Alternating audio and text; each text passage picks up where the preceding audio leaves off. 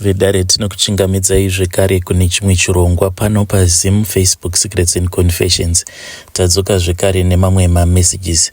Regedzai tibva tapinda mumamessages edu atadzoka takakubatirai. Zvakangoma hazvo veduwe. Pane rimwe voice note iro randakatumidzirwa richibva kuna vahanzvadzi vedu. Hanzi, makadii zvenyu mukomanashi, ndinokumbirawo kuti munge muchizondiposterawo nyaya yangu makavikawo chitupa changu. Inini mukoma ndakabvawo mukufirwa nemurume wangu, but ndisati ndafirwa nemurume wangu tainge tiri mubishi rekuti tinge tichifamba nekuti tainge tiri pakutsvakawo mwana. Takasangana tose muno muSouth Africa, saka kuti mimba inge ichibatira takatambudzika mukomanashi. Taona kuti zvainge zvichiramba, vamwewo ndo vakabva vati taifanira kuti tinge tichiita zvemagaino. Ndokubva tatanga kufamba, takashanyira vana chiremba vakasiyana siyana, ende vose vana chiremba avo vatainge tichishanyira vainge vachingotiudza the same thing yekungoti hanzi pakati pedu tiri tu painge pasina kana ainge aine problem. Saka tainge tisinganzwisisi kuti what was going on. Ininiwo on my side ndingangoti ndiri munhu wekuti kubva ndichiri musikana wechidiki ndakatanga kunotisa kuti pandiri pane zvimwewo zvainge zvichiitika izvo zvinorakidza kuti mumhuri pane munhu ainge akateketera zita rangu nekundishandisa, because ndakangotanga ndicharota ndichibviswa umhandara nevamwe banguru vangu, ende ndakati ndarota banguru vangu ivavo vachindibvisa umhandara. Ndokubva ndatomuka mukoma. Ndakati ndamuka kudaro ndokubva ndaona kuti ndainge ndakatonyorovedza machira ose ainge akazara ropa. Saka ndakati ndarakidza amai vangu, ivo amai vakabva vangoti zvinoreva kuti watanga kugeza. Ndokubva vatanga kundidzidzisa kuti chii chinonzi period, but mukoma pain yandinonzwa vamwe vanhu vachitaura kuti ndo pain yaunonzwa kana kuri kunzi unenge wabva umhandara, ndo pain yacho yandakanzwa ipapo mukoma. And from there on, kunyangwe pandakazotangawo kuita zvevakomana kuzosvikawo ndichizosangana nemukomana wangu wekutanga pabonde, handina kana pain yandakambonzwa, and izvozvo ndo zvakazotoita kuti ndinge ndichizodzingwa. This was after ndamutizira, because ndainge ndichiziva kuti ndichiri musikana akakwana, nayewo ndainge ndakamuudza kuti ndichiri musikana akakwana.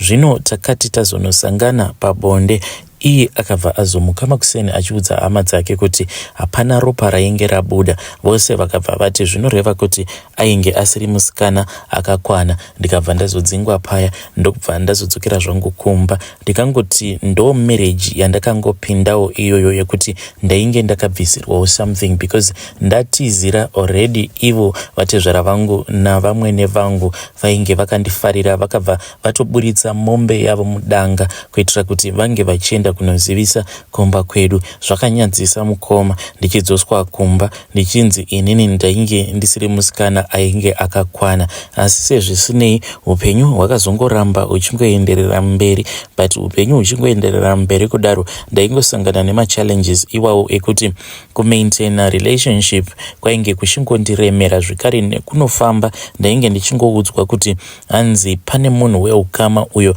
akatora chipfeko changu chemukati ndokubva azonochiisa muhari. Mushure mekunge achiisa muhari akabva azoteketera zita rangu kuchikwambo. Saka ndakazoti ndaona kuti zimu yainge yanyanyisa kundiomera, ndikabva ndati maybe it was far much better kuti ndiendewo kunze kwenyika. Ndakati ndava kuno kuJoni mukoma, ndo pandakabva ndazosangana nemurume uyo wandakatanga kugara naye, but tichigara tose kudaro mukoma, even though tainge tichidanana, but mhepo dzacho dzaingokaruka dzasimuka, tobva tatanga kutotukana tichirovana. Saka iyewo akazosvikawo pastage yekuti akati zvimwe kuda kana tikakwanisa kuita mwana tose, maybe mumba munokwanisa kubva mazoita peace. Ndikabva ndati it is fine, let us try to have a child together. Takazama tichazama mukoma, but still kunyangwe takaburitsa mari yakawanda but hapana kana zvazvakabatsira.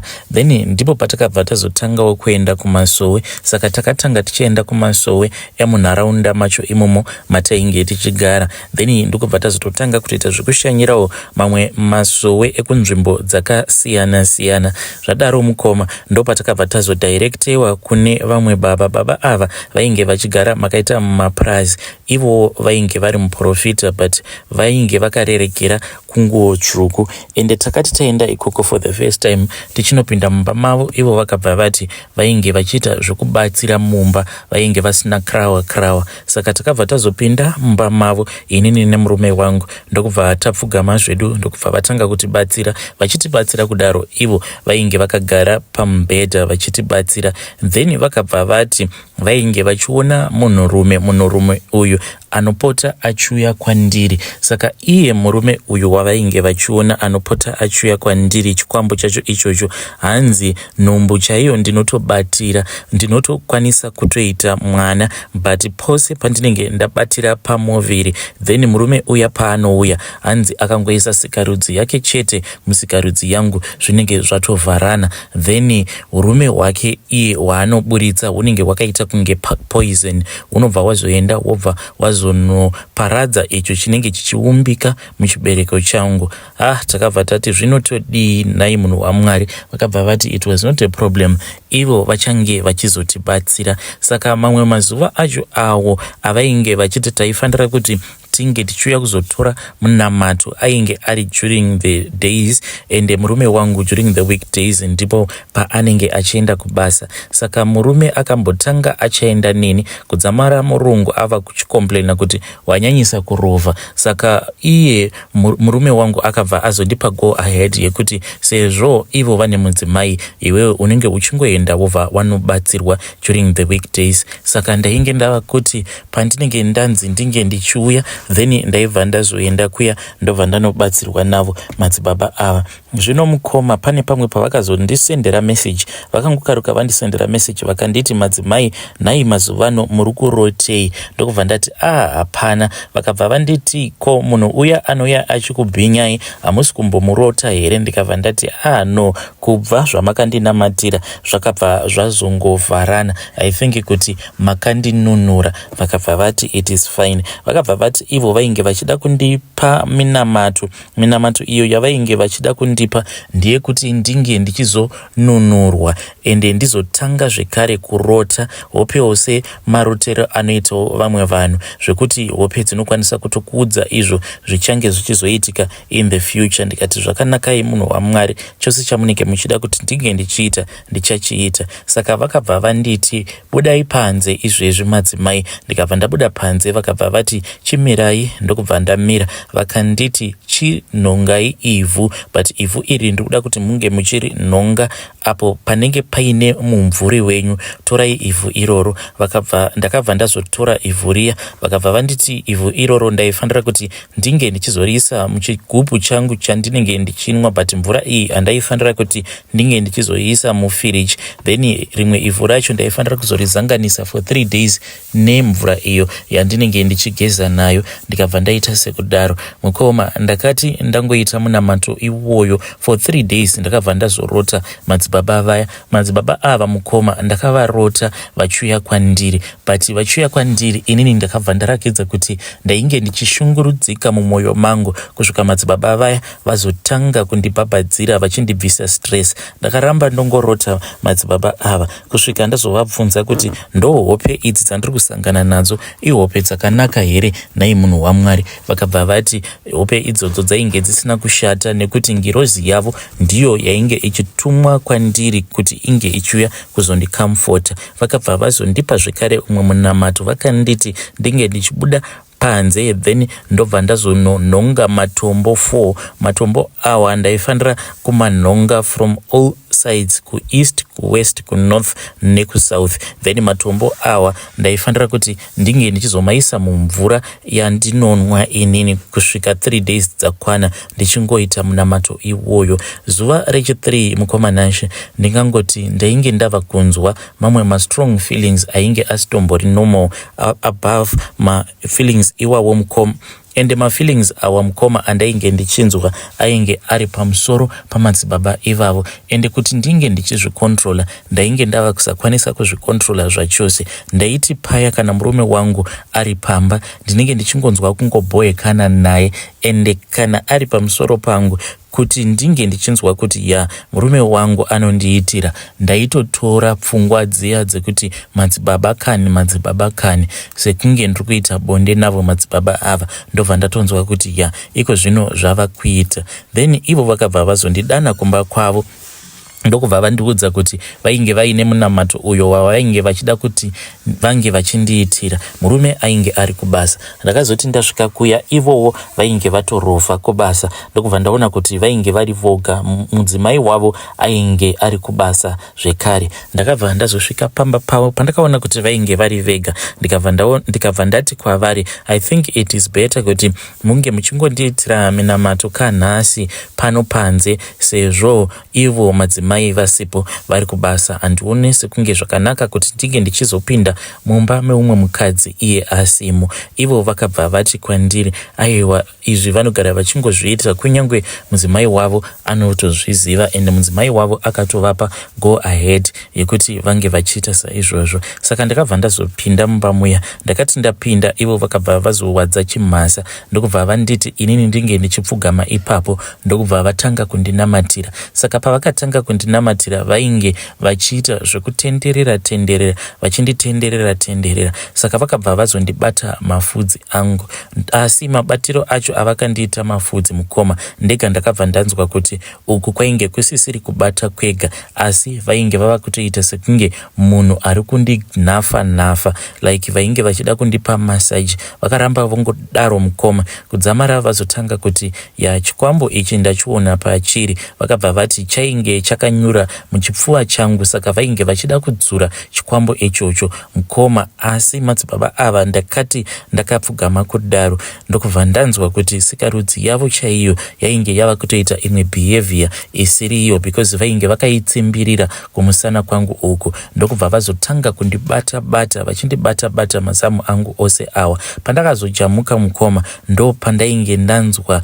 vava kutanga kundibata magadziko angu, vachitenderedza ruoko rwavo kuti vange vachindibata sikarudzi yangu. Ndakabva ndazosimuka ndikabva ndati no, izvi zvinhu zvamuri kuita zviri very wrong. Vakabva vada kundipa umwe munamato, vakabva vati zvigeze kumeso nemunamato uyu kuti unge uchikwanisa kuona chikwambo icho chiri pachipfuva chako, chakanyudzwa muchipfuva chako. Ndikabva ndati kana ngazvigare zvazvo. Saka ndakabva ndazobuda mumba mamadzibaba vaya, ivo havana kana kumbogara vanditevera. Saka ndakati ndabuda ndikabva ndakasika kuwanawo motikari, ndokubva ndadzoka zvangu kumba. Ndakati ndadzoka kumba mukoma, ndakararama for a very long time ndiri in depression. Murume ainge asinganzwisisi kuti ko depression yangu yainge ichibva kupi. Ndo pandakabva ndazongoti one day ndaona kuti panapa ndinokwanisa kuzvisungirira, nekuda kwekuti mwana ainge achiramba. Tainge tazama kufamba, then mukufamba kwacho ndainge ndabatwa chibharo. Saka ndakabva ndangoti regedzai ndinge ndichingoudza murume wangu.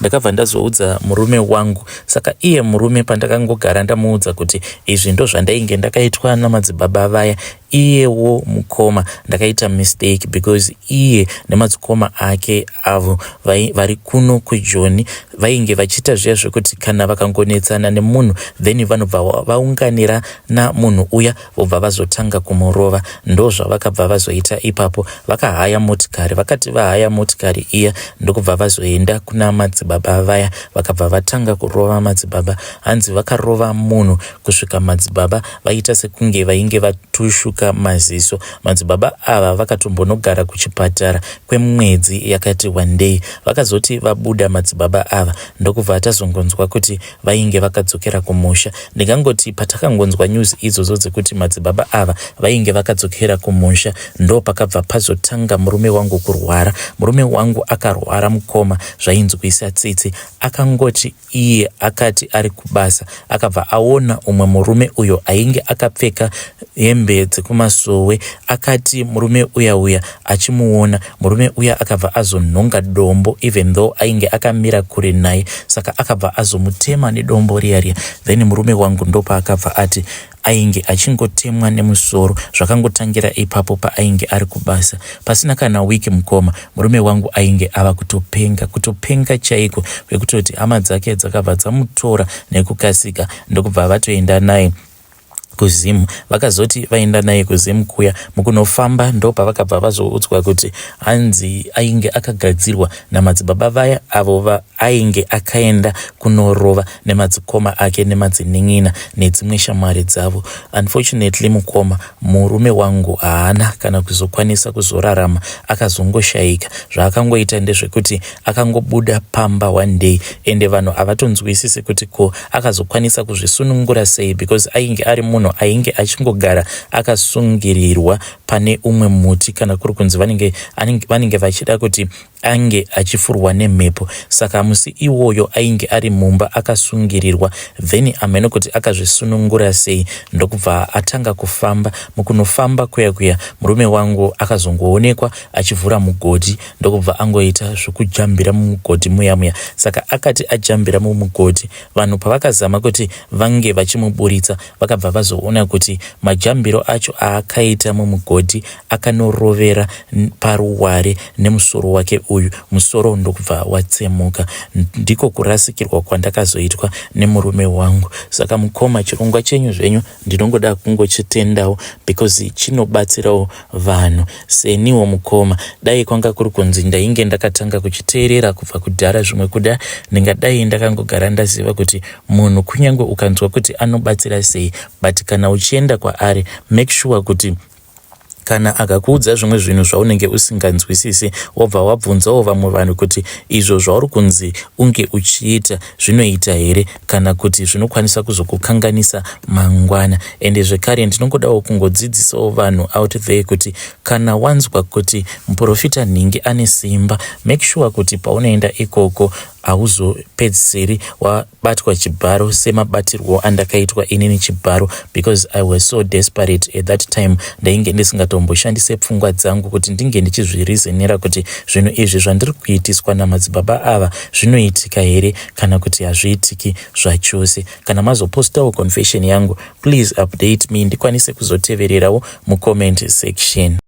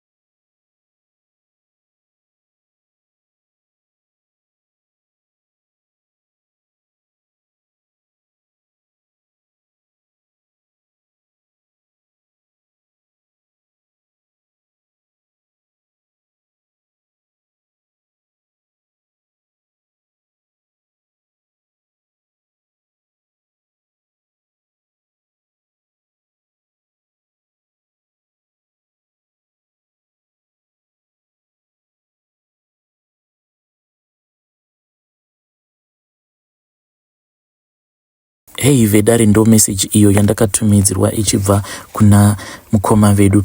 Nganzi ndakaudzwa nen'anga kuti ndirikwanisa kukutsvakira mhondi dzinokwanisa kuponda amai vako. Hey, zvakangoma zvo vedu we. Please ngatizamei kutaura navo mukoma vedu ava mucomment section.